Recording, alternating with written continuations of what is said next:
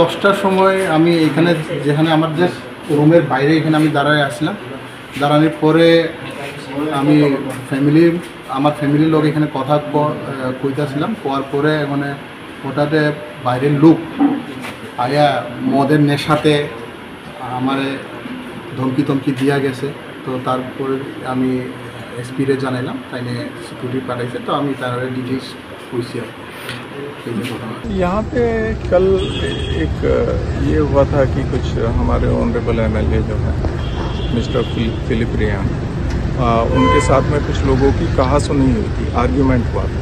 तो हम आज वही देखने आए हैं कि कौन लोग थे और यहाँ पे क्या सिक्योरिटी अरेंजमेंट है उसको, और हम स्ट्रेंथन कर रहे हैं सिक्योरिटी और कैसे कि इस टाइप का जो घटना है उसको रोका जा सके उसको हम किसी को आइडेंटिफाइड है। हाँ, कितने लोग थे?